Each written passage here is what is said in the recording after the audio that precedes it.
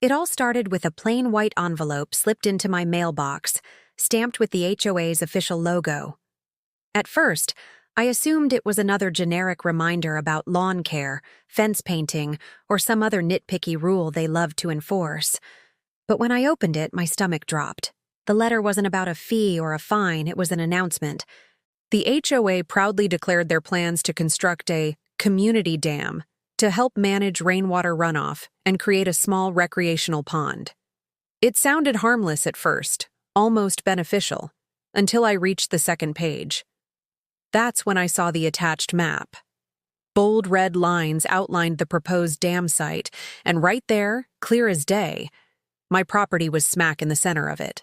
Without so much as a conversation or request, the HOA had decided my backyard was going to become part of their grand construction project. When I first held that blueprint in my hands, it felt like I was staring at a bad dream. The HOA hadn't just made a mistake, they had made a decision, as if my property was already theirs to carve up. The map showed a bold black line cutting straight through the back edge of my land, right where my grandfather had planted fruit trees decades ago. According to their plan, that entire section would be flooded to make room for the community pond. The dam itself was sketched right at the edge of my property, the words "retention wall" printed over the place where my children played catch on summer evenings. It was surreal. My land, the same land I paid taxes on, the same land my family had worked hard for, was being treated like nothing more than an empty square on their drawing board. The deeper I studied the blueprint, the more infuriating details I uncovered. They had marked sections of my fence with little dotted lines, labeled "to be removed." My small storage shed, gone. The HOA even planned to reroute part of the walking trail, cutting right across the middle of my lawn, as if I had already signed off on it. Nowhere in the packet was there a consent form or any mention of negotiation. Instead, the wording made it sound like everything was already approved, as if my voice, my rights, didn't exist at all. I called a few of my neighbors that same evening, asking if they had seen anything similar. Most of them had received notices too, but their properties weren't directly affected. Only mine. A few sympathized, saying it was ridiculous that the HOA could push such a massive project without consent. Others shrugged and said it might actually raise property values, so maybe I should just go along with it. That stung. To them, it was just a pond and a walking path. To me, it was my family's history and my children's future being drowned underwater, literally. As the sun set that night, I sat at my kitchen table, blueprint spread out in front of me like a battle plan. I realized this wasn't just about land. This was about power, about the HOA testing how much they could take before someone pushed back. And as angry as I was, I knew one thing for certain. If they thought they could build their dam on my land without a fight, they were about to learn just how wrong they were. The next HOA meeting was scheduled for a Tuesday evening in the community clubhouse. Normally, these meetings were dull affairs, people debating fence heights, mailbox paint colors, or whether someone's grass was half an inch too long. But this time, the energy was different. I walked in carrying the rolled-up blueprint under my arm like a weapon, determined to get answers. The room was already buzzing with chatter. At least 40 neighbors had shown up, more than usual, because word of the dam project had spread quickly. Some people looked curious, others excited, but a few avoided my eyes entirely. At the front sat the HOA board, 5 members perched behind a long table, their nameplates polished and lined up like trophies. In the center was Linda, the HOA president, who had a permanent scowl that seemed carved into her face. She tapped her gavel with a smug kind of authority and announced, "Let's begin." When the agenda reached new community development, Linda stood up, all smiles, and began presenting the dam project as if it were already a done deal. She spoke about stormwater management, increasing neighborhood value, and enhancing community amenities. A slideshow flickered across the screen, showing cheerful stock photos of families fishing in ponds and children riding bikes on trails. People around me nodded and whispered approval. Then the slide with the blueprint appeared. I felt my fists clench. "Excuse me?" I said, standing up before she could move on. "That plan shows my backyard, my private property. No one asked me about this, so maybe you can explain how you think you going to build a dam on land you don't own?" The room went silent. Dozens of heads turned. Linda didn't even flinch.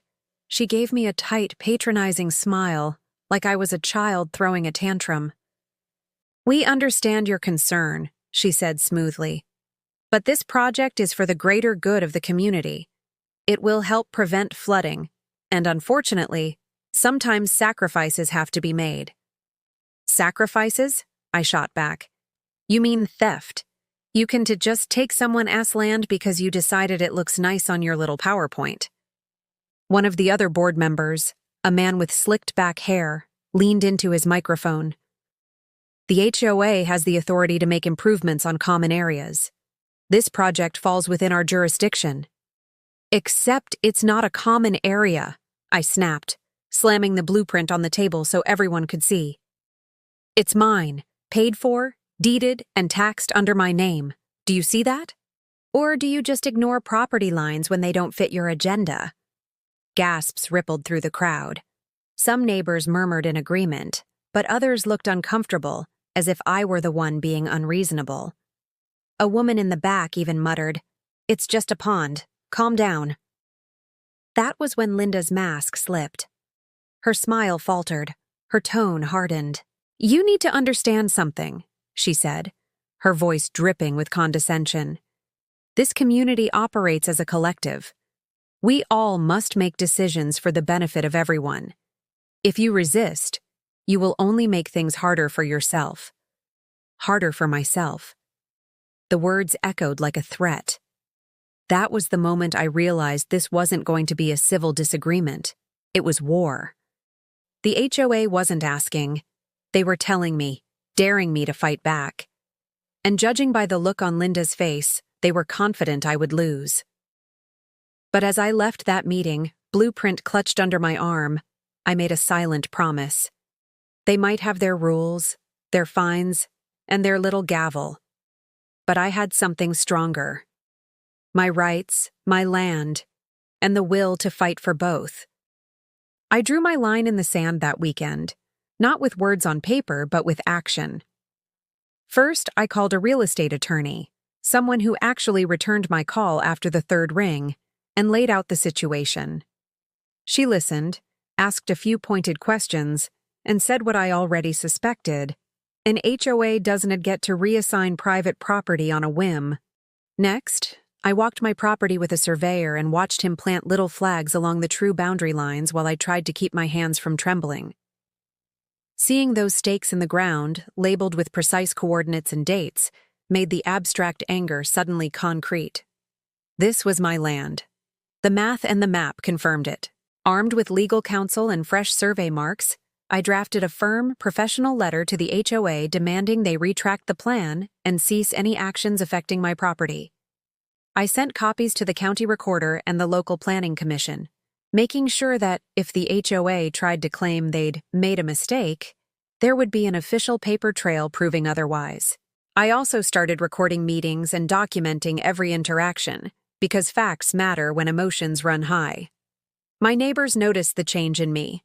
Some called to offer support, others called to tell me I was making waves. I welcomed the waves. If standing up made ripples, then let them spread.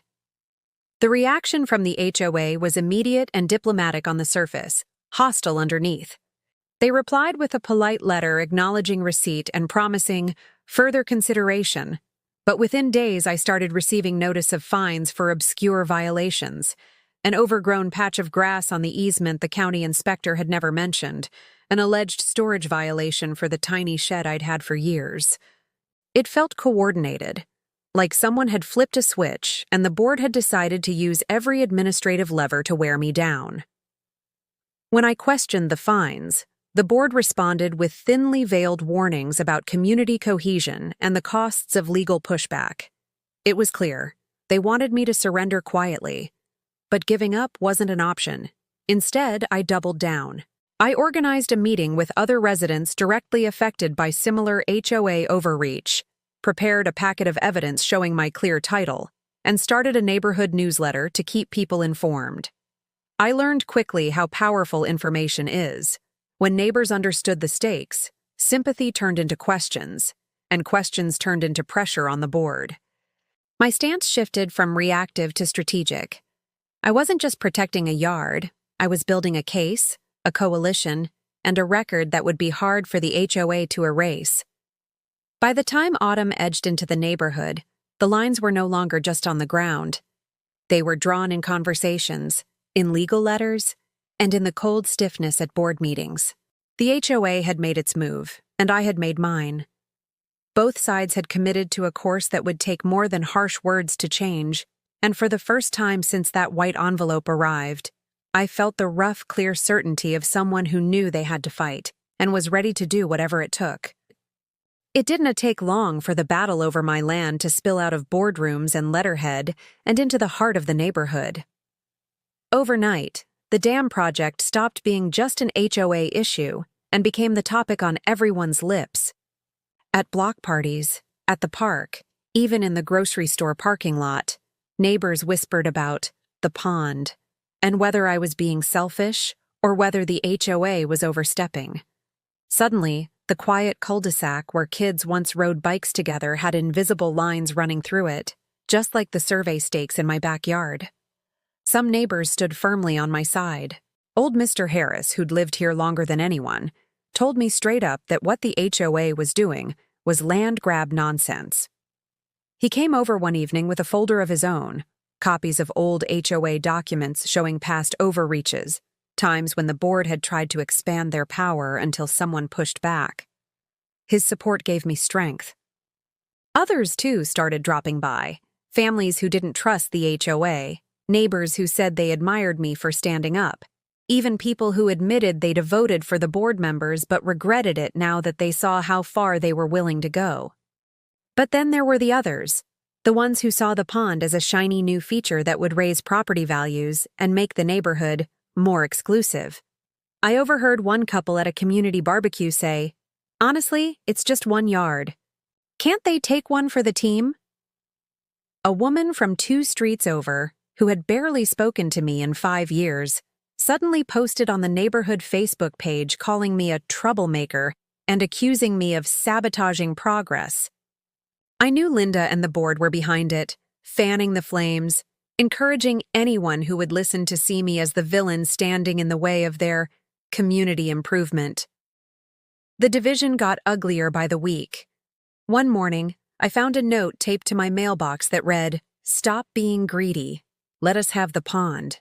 Another day, my kids came home saying a group of children told them their dad was ruining the neighborhood. That hit harder than I expected. The HOA wasn't just fighting me with fines and legal jargon anymore. They were using social pressure, turning neighbor against neighbor, until my family felt like outcasts in the very place we'd called home. Still, support remained. At one of the larger community gatherings, I stood with a small group of neighbors who nodded and clapped when I spoke about property rights. Others, though, booed or rolled their eyes. It became clear the neighborhood was split down the middle. Half saw me as a defender of rights, the other half as an obstacle to their dream pond. And in the center of it all, the HOA thrived on the chaos, acting as though the division justified their authority. For me, though, the divide did something else entirely. It sharpened my resolve. I realized this was no longer just about my land. It was about the principle of living free from unchecked control. Every whispered insult, every dirty look, every false fine the HOA sent my way only made me more determined. They wanted me isolated. Instead, they forged me into someone who wouldn't back down. By the time the HOA mailed me my 4th bogus fine in a single month, this one for improperly aligned trash bins, I knew it was time to escalate. Talking, reasoning, even standing up in meetings hadn't stopped them. If anything, it had made them more brazen. They were trying to bury me in paperwork and pressure until I cracked. But instead of cracking, I called my attorney and said the words that seemed to flip the whole fight into another gear. File it. We started with a cease and desist, demanding the HOA halt all actions relating to the dam project until legal ownership of the land was clarified. My attorney, a sharp woman with a voice like gravel and the patience of a hawk, warned me this was only step one. "They're going to come at you hard," she said, flipping through the HOA bylaws like they were nothing more than a deck of cards. "But they've already overstepped. They think they're untouchable because most people roll over. You're not most people." Sure enough, the HOA fired back with a packet of their own. 30 pages of legalese, citing clauses about community development authority and environmental necessity. But buried in the jargon was something my attorney pounced on. They had filed paperwork with the county claiming portions of my land were common ground. The problem? The county's own records still listed me as the sole owner, taxes and all. That wasn't just arrogance, it was falsification. If proven, it could sink them. The next weeks turned into a chess match of documents, hearings, and discovery. I sat in my lawyer's office late into the evenings, reviewing plats and property deeds while my phone buzzed with new violations from the HOA, weeds, fence discoloration, even a claim that my mailbox was too reflective. Every fine went straight into my growing file of retaliation evidence. And then came the first real break. Through the discovery process, my attorney obtained internal emails from the HOA board, messages where Linda and the others openly discussed strategies to pressure me into giving up my land. In one email, a board member even suggested, "Let the fines pile up until he can't afford to fight us anymore." Another message admitted the board had never received the required approval from the county to begin construction, but were confident it could be pushed through retroactively. That evidence changed everything. What had started as a personal defense of my backyard now had the makings of a full-blown legal scandal. My attorney's eyes practically glittered as she read the emails aloud in her office. "This," she said, tapping the page with a finger, "is the kind of thing that sinks boards. They're not just breaking their own rules, they're conspiring to abuse their power." Word began to leak out, too. A neighbor who worked at the clerk AES office pulled me aside at the grocery store and whispered, "You're onto something big. They've been cutting corners for years, but no one had the guts to call them on it." I realized then that the fight had grown larger than just my property. People were watching, some quietly rooting for me, others waiting to see if I'd fall. The HOA board, however, doubled down. They hired their own lawyer, a slick, sharp-tongued man who strutted into preliminary hearings like he owned the courtroom. He tried to paint me as a difficult resident, obstructing community progress, but every time he spoke, my attorney countered with cold, hard documents. It wasn't about being difficult, it was about being right. And as the legal war deepened, one thing became crystal clear. This wasn't just a battle over a dam anymore. It was a reckoning. The HOA had been playing emperor for years, and now, for the first time, someone was dragging their empire into the light. When the HOA realized the legal battle wasn't bending me, they changed strategies. If they couldn't beat me in the courthouse, they'd try to break me at home. That's when the dirty tactics began. It started with little things. One morning, I walked out to find my trash cans tipped over and garbage scattered across my driveway. The HOA sent me a violation notice the next day for failure to maintain sanitary conditions. Coincidence? Maybe. But then it happened again. 3 weeks in a row. Another time, a fresh coat of spray paint mysteriously appeared on the side of my fence. The word selfish scrawled in sloppy, angry letters. When I brought it up at the next HOA meeting, Linda didn't even hide her smirk.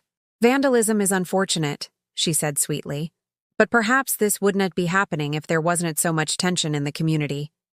The fines escalated too. I was cited for excessive holiday lights in December, even though I hadn't put any up. A letter accused me of storing prohibited materials in my shed, despite the fact that it held nothing more sinister than gardening tools and an old lawnmower. Every week, a new notice showed up, Every fine added to their paper trail of supposed misconduct, a trail they no doubt hoped to wave around in court as evidence that I was the real problem. But the harassment didn't stop with paperwork. Anonymous letters started arriving in my mailbox, sloppy handwriting, no return address. "Give it up already. You're dragging us all down." One even said, "Your kids don't deserve the stress you're causing." That one rattled me the most. I'd expected the HOA to play dirty, but dragging my children into it? That was low, even for them. Neighbors who had once been friendly began avoiding me in the street.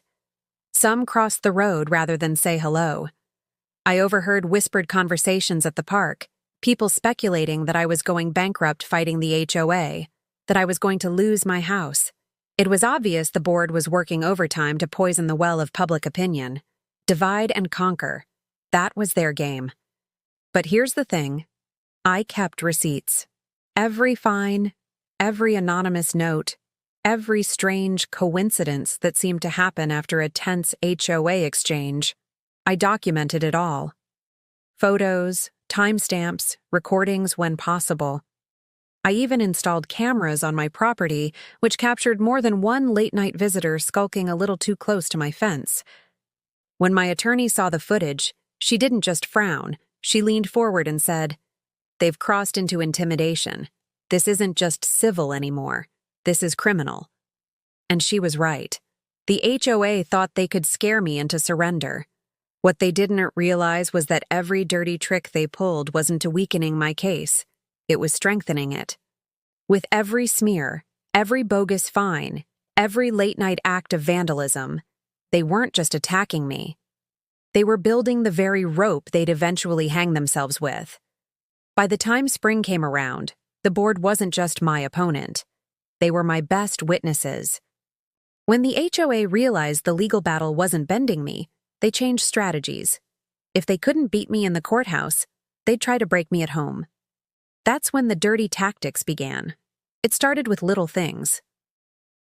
One morning, I walked out to find my trash cans tipped over and garbage scattered across my driveway. The HOA sent me a violation notice the next day for failure to maintain sanitary conditions. Coincidence? Maybe. But then it happened again. 3 weeks in a row. Another time, a fresh coat of spray paint mysteriously appeared on the side of my fence. The word selfish scrawled in sloppy, angry letters. When I brought it up at the next HOA meeting, Linda didn't even hide her smirk. "Vandalism is unfortunate," she said sweetly, "but perhaps this wouldn't be happening if there wasn't so much tension in the community." The fines escalated too. I was cited for excessive holiday lights in December, even though I hadn't put any up. A letter accused me of storing prohibited materials in my shed, despite the fact that it held nothing more sinister than gardening tools and an old lawnmower. Every week, a new notice showed up. Every fine added to their paper trail of supposed misconduct, a trail they no doubt hoped to wave around in court as evidence that I was the real problem. But the harassment didn't stop with paperwork. Anonymous letters started arriving in my mailbox, sloppy handwriting, no return address. "Give it up already. You're dragging us all down."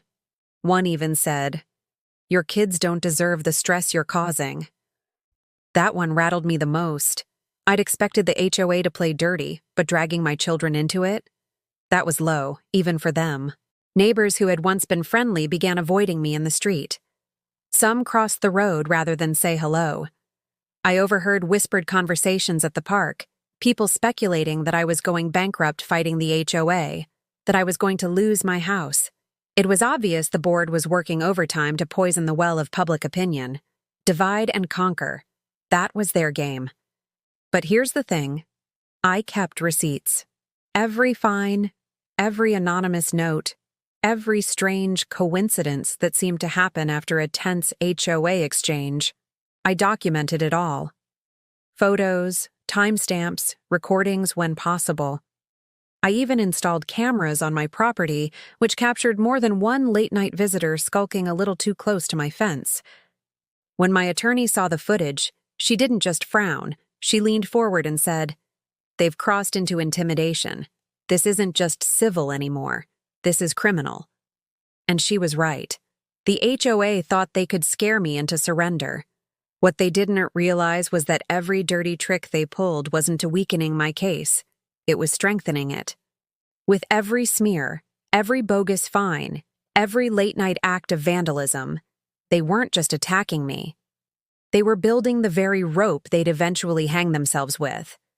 By the time spring came around, the board wasn't just my opponent. They were my best witnesses. The day of the hearing arrived like a storm front.